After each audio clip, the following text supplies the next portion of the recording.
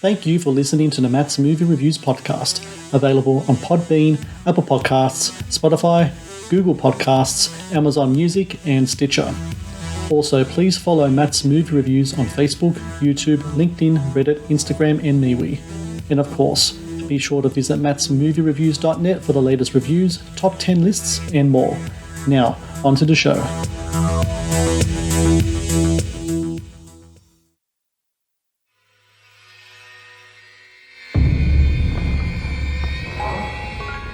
You know, you're the first person I ever shown this place to. And why am I so special? Because soon we'll be Christopher and Mary Robin. We should be close now. We're not going to find them. We will. Pooh, Piglet, Eeyore, we were friends for many years, and they're out there.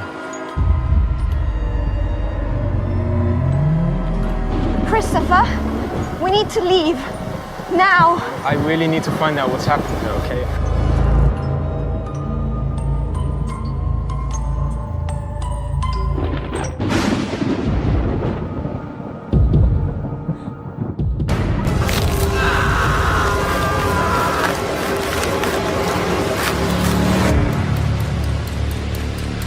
This place is kind of cool.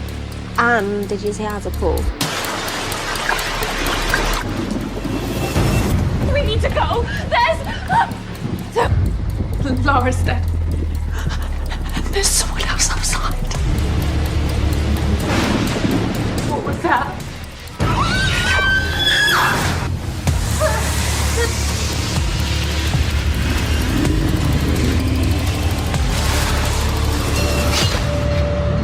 We used to be friends. Why are you doing this, please? I would have never left, I swear, I swear.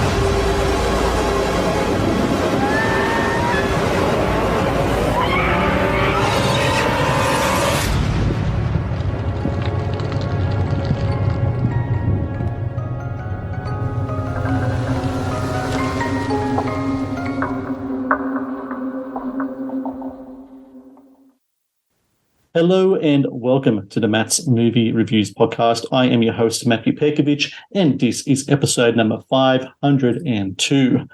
Releasing February 16 in Australian cinemas is Winnie the Pooh, Blood and Honey, a horror reimagining of the classic children's tale in which Pooh Bear and Piglet have become feral and sadistically violent versions of themselves after they are abandoned and left to die in the 100-acre woods. A blood-splattered cocktail of Alan Alexander Milne, Roger Corman, and the Texas Chainsaw Massacre, Winnie the Pooh, Blood and Honey is sure to achieve cult status when it hits cinemas next week. And joining me now is the director of Winnie the Pooh, Blood and Honey, Rhys Frake-Waterfield. Rhys, thank you so very much for your time today. Oh, it's all right. Thanks so much. Hello, everyone listening. Like Matt was saying, I'm Rhys Frake-Waterfield. I was the writer, director, and I was producing, amongst other things, on the set. But yeah, it's really nice speaking to you all. And amongst everything else, you're a big horror fan. You were a horror fan when you were younger. You're a horror fan now. As a filmmaker, you wanted to do something kind of different.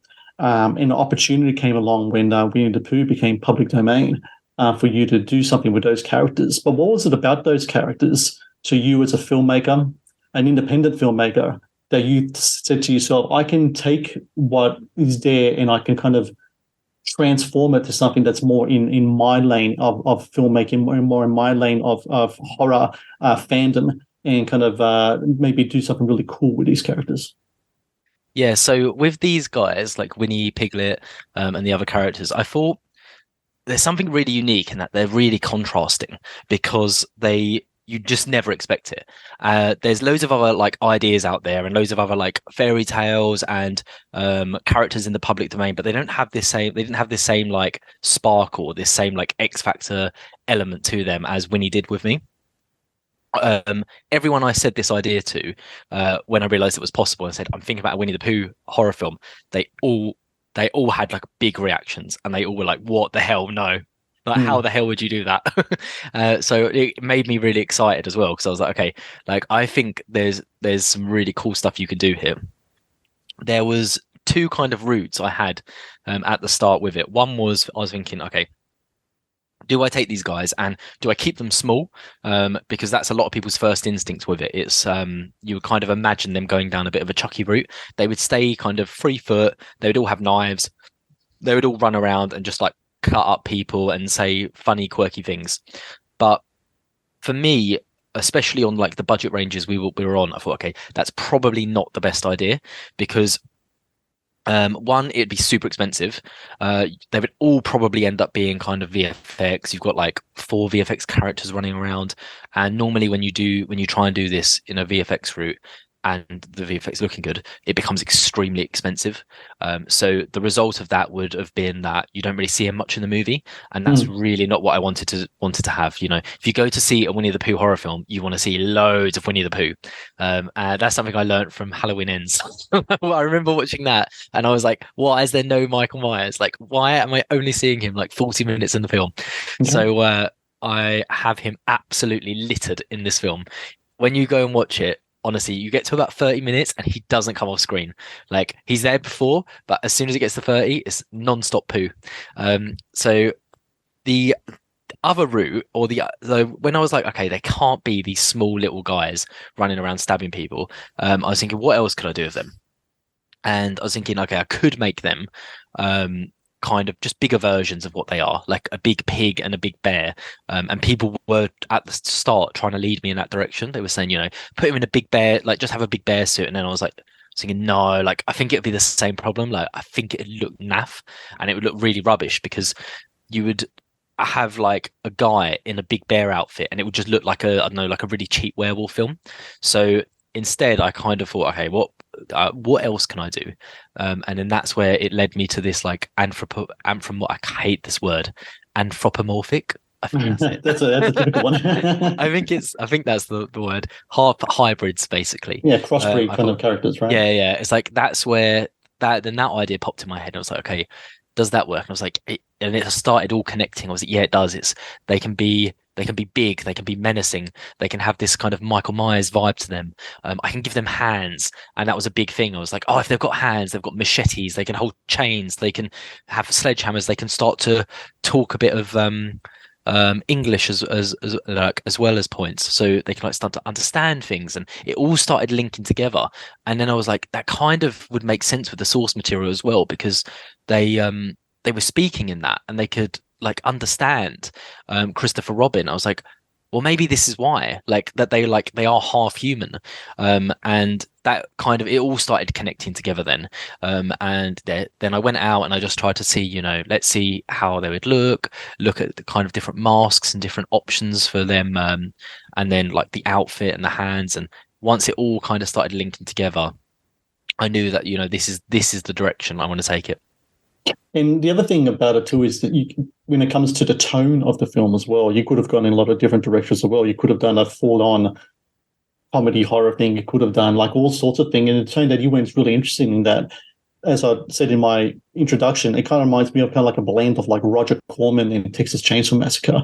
It kind of has that in there. On one end, it's a very kind of serious, kind of like violent, I wouldn't say slasher movie, but definitely kind of like a monster in the woods kind of film, kind of almost like those hillbilly kind of hybrid movies that came out like in the 70s and such. But on the other end, you're not afraid to kind of like poke the bear, so to speak, when doing the movie as well, which I think where the Roger Corman stuff kind of comes in, because it is very much like a labor of an independent production, but an independent production with big ideas and wanted to really kind of swing for the fences, very much kind of like how Piglet likes to swing around with his big hammer in the film.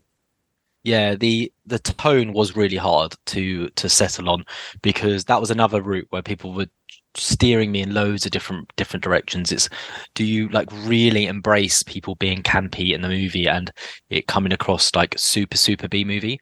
But that's not something I really wanted to do. Like, I wanted to make sure that, you know, all the actors were really imagining that this was a kind of a massive bear running after them. I didn't want them to play into the ridiculousness of it at points, and I wanted the humor to come from the fact that Winnie the Pooh is in all these crazy situations. So yeah, the tone of the movie at points kind of like, it dances in between being just fun and silly and like ridiculous things happening, and then being there are points where it goes serious, where I wanted to have it a bit more like story driven elements, like the start of the movie. There's another movie where another part of the film where Pooh gets some flashbacks that goes a bit more serious again, and then the ending. But throughout it kind of goes more into the funner side. So it's, and I'm kind of really happy with how it's come across now, because everyone who watches it, they seem to say they like how it's the general tone of the film. And you're right, in terms of like the high concept elements, like that's not something I really want to shy away from. I didn't want to be thinking, okay, I can't have these kind of scenes because it would just be crazy expensive. Like, for example, at one point in the film, Pooh is on top of a car and he's like trying to climb onto the top of the car while people are driving it, and people were telling me you can't do it. Like on set, they were just like, "Oh, it's not possible. We don't really have the money to try and achieve something like that." But like, as long as you're creative and you come up with like like you rely on being innovative, there are ways like to have this come across well. And we did it in a bit of a poor man's process way. And what that basically means is you've got the vehicle there, it's not actually moving, and you're just using clever camera angles and like having smoke blow by, and it just kind of gives the appearance on screen.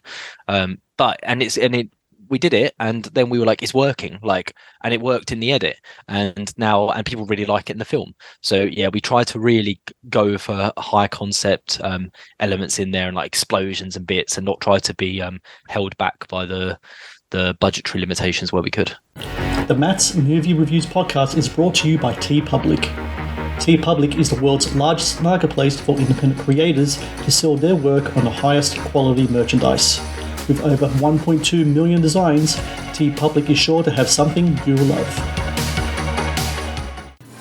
The Matt's Movie Reviews podcast is brought to you by Amazon. The world's leading online store, Amazon is your first stop to buy a wide range of products at competitive prices with fast delivery times.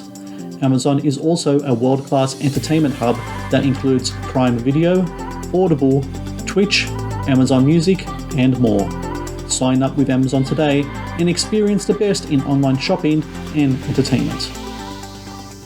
Please support Matt's Movie Reviews on Patreon. Get access to exclusive content, request movie reviews and top 10 lists, and help support my work. Please click on the Patreon link in the description below. Well, what you just described as the poor man process way, that's the bread and butter of the horror genre. You look at any horror filmmaker from Sam Raimi to Peter Jackson, and then like the stuff that he did with Bad Taste and such. That's the whole kind of point, I think, a lot of times of horror filmmaking, in that I think that horror especially is a platform for a lot of kind of experimentation and doing things especially with practical effects. Speaking of working with a cast and crew, is it true that when you were approaching people to be a part of this movie, that some people were a little bit too precious with their CVs and didn't really kind of want to come near what you had in mind in regards to Winnie the Pooh in this horror imagining? Because, there's a thing going on in horror these days, or has been for the last 5 years. There's a term called elevated horror, which I just fucking hate. I can't stand that term. Yeah, I hate because it. To me, horror is horror. And when someone says elevated horror, they're trying to take the horror genre and say, it's almost kind of like watching a Kardashian wearing a Slayer t-shirt. It just doesn't work sometimes. And they didn't want to they want to be part of the elevated horror film, but they didn't want to be part of a horror movie.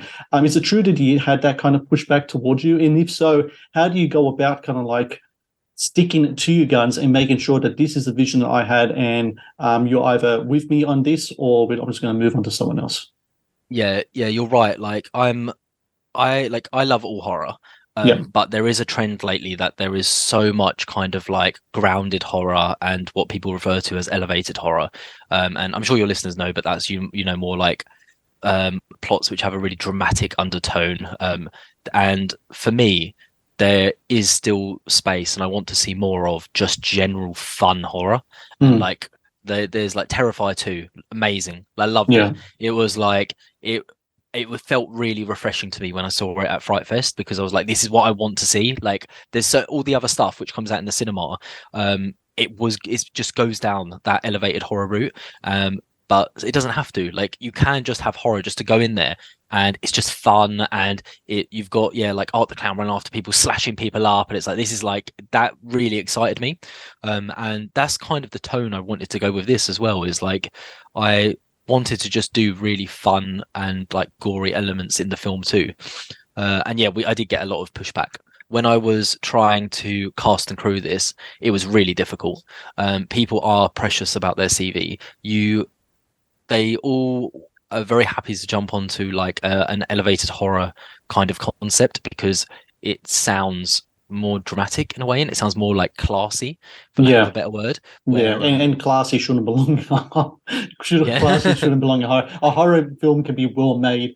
A horror film can either be slick in a sort of way, but classy, I don't know whether that can fit within the genre itself. I'm not sure about that. So, but yeah, a lot of people, they want to have a very kind of classy CV where, I don't know, it's concepts which are about like a psychological horrors and all of this. And then when I'm proposing to people, do you want to be in a Winnie the Pooh horror? They're like, it sounds mental, and I admit it does sound mental, but people kind of are resistant to that, because they're like, they don't really even want that on their CV. And they kind of were saying to me, they don't think it will do well. It's too silly, it's too daft. But I kind of really believed in it. And I normally when we produce, because I was producing this as well, I have it's a bit like a rep company, and that we have like a pool of people who we like to bring back and we like to use and make it a bit like a family. And all of those regulars, they didn't want to come into this one, so I had to broaden my horizons a bit more, and like find some other actors and crew who would actually come in and get involved here. And yeah, that's what I did. And then I got a load of people who were happy to come in with this, like they saw the potential with it, and likewise with the crew as well. Got people involved who kind of really wanted to be involved, and honestly, we had it's the most fun I've ever had on a set when we were doing Winnie the Pooh, because it is ridiculous, and we were all kind of behind the camera, like we were taking it all serious, but at points we would all just be laughing because it's Winnie the Pooh, and there's like moments in the movie where I've got him just eating loads of honey, and it's just like those funner and those sillier scenes we were all just having such a good time with it. So yeah, I did have challenges and I did have difficulties to kind of overcome, but I really believed in the kind of idea. And then once I found people who did as well, we just went running with it, and now I'm really happy with what it is. I know that the trailer and the news of Winnie the Pooh, Blood and Honey went viral. It was really big news. Everyone was talking about it. I'm curious though that when the viral part of a component comes down and it's time to screen your movie for the first time, and you did have a run in Mexico recently. You did really well over there in at the box office. The Mexican fans really loved it. It's going to come out next week here in Australia, New Zealand, I think globally as well, some other places as well.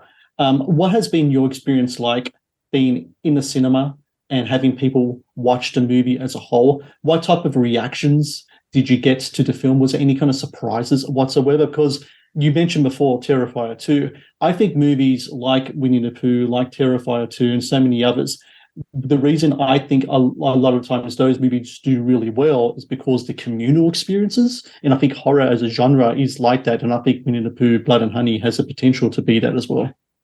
Yeah, that's what I'm really hoping for, because when you see this in a theater with a load of your friends and a load of other people, I want you to laugh. Like, I want you to have fun. Like, there are quite a lot of moments in the film where you are actually meant to laugh at it. Like, you're just meant to have a good time and be entertained. And that gets amplified when you're in a bit of a communal space watching it. So it was really nice for me seeing it there. I'll be honest, it was also a bit nerve-wracking and a bit scary, especially because like Mexico was the first time, and this has obviously blown up to a scale far beyond what I initially expected. Mm-hmm. And I've spent so much time behind it, and my budgets and resources are a lot more limited compared to what people are going to compare it to, because everyone does this when they go to the cinema. All films are treated at the same relative comparison, like they rate things amongst each other. So at the same time, this is in the cinema in Mexico.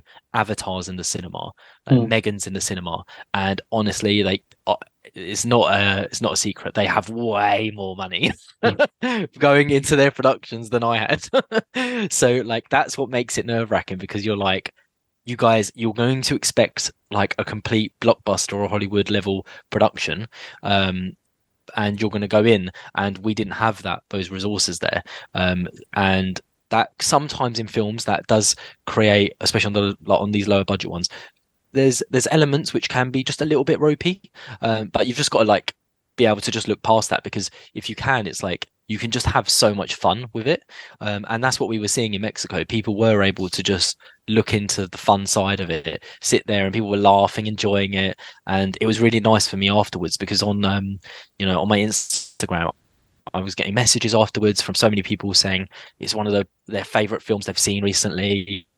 They love horror, and they loved the fact it was just, it didn't take itself too seriously.